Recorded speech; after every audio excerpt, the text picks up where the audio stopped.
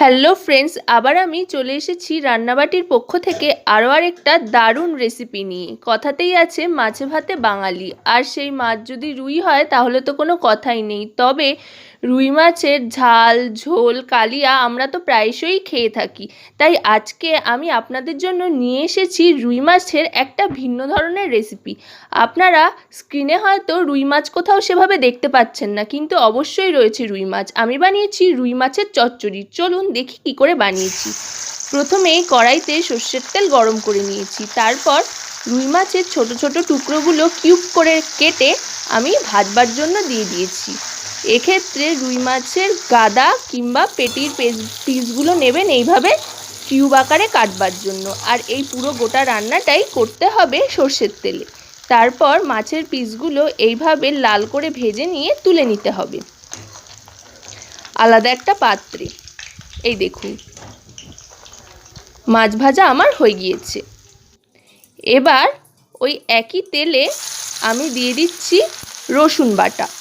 এই রান্নায় শুধুমাত্র রসুন বাটাই ব্যবহার করছি, আদা বাটা ব্যবহার করব না। তারপর রসুনটা একটু লাল লাল করে ভেজে নেব। রসুন ভাজা হয়ে যাওয়ার পর তারপর দিয়ে দেব কুচো করে রাখা পেঁয়াজ। এই রান্নায় পেঁয়াজ একটু বেশিই লাগে, পুরো রান্নাটাই পেঁয়াজ, টমেটো আর ধনেপাতার উপর দাঁড়িয়ে, তাই আমি দিয়ে দিলাম পেঁয়াজ। এবার এই পেঁয়াজটাকে খানিকক্ষণ ভালো করে ভেজে নেব। পেঁয়াজটা একটু ভেজে নেওয়ার পর দিয়ে দিচ্ছি নুন। নুন দেওয়ার সাথে সাথেই দেখবেন পেঁয়াজটা কত সুন্দর নরম হয়ে আসবে। এবার দিয়ে দিচ্ছি কুচো করে কেটে রাখা কাঁচা লঙ্কা। এবার দিয়ে দিচ্ছি টমেটোর টুকরো।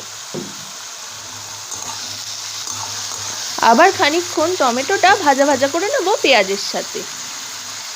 এবার দিয়ে দিচ্ছি লাল লঙ্কার গুঁড়ো। এটা কাশ্মীরি রেড চিলি পাউডার। চাইলে আপনারা এমনি সাধারণ যে কোনো লঙ্কার গুঁড়ো ব্যবহার করতে পারেন, বা শুকনো লঙ্কা বাটাও ব্যবহার করতে পারেন। এটা কিন্তু একটু ঝাল ঝাল হয়। ব্যাস, এটা দিয়ে আমি মিশিয়ে নিলাম। এবার দিয়ে দিচ্ছি ধনেপাতা। ধনেপাতা কুচি দিয়ে আবার একটু মিশিয়ে নেব পুরোটা একসাথে।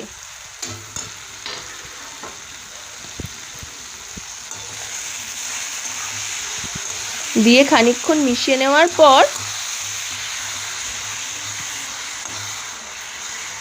এবার দিয়ে দেব আসল জিনিস, সেটা হচ্ছে মাছ।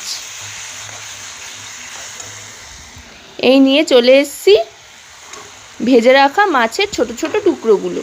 এগুলো দিয়ে এবার পুরোটা একসাথে ভালো করে মিশিয়ে নিলেই তৈরি হয়ে যাবে রুই মাছের চচ্চড়ি।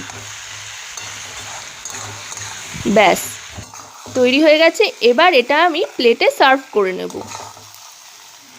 এই রান্নাটা কিন্তু আপনারা অবশ্যই বাড়িতে একবার অন্তত ট্রাই করে দেখবেন, তাহলে বুঝতে পারবেন এটা কতটা টেস্টি। আজকের রান্নাটা আপনাদের যদি ভালো লাগে তাহলে অবশ্যই আমাকে কমেন্টের মাধ্যমে জানান। আর প্রচুর প্রচুর লাইক, শেয়ার, সাবস্ক্রাইব করুন। সাথে পাশে থাকা বেল আইকনটি ক্লিক করে দিন সবার আগে সমস্ত রকমের নোটিফিকেশান পাওয়ার জন্য। আর আপনারা সকলে খুব ভালো থাকুন, সুস্থ থাকুন। এমনই সমস্ত নিত্য নতুন রান্না উপভোগ করতে অবশ্যই আমার চ্যানেলের সাথে যুক্ত থাকুন এবং দেখতে থাকুন রান্নাবাটির বিভিন্ন নতুন নতুন ভিডিও। আজকের মতো এখানেই বিদায় নিচ্ছি। আবার খুব শিগগিরই চলে আসব নতুন কোনো ভিডিও নিয়ে। ততক্ষণ পর্যন্ত আপনারা সকলে খুব মজায় থাকুন।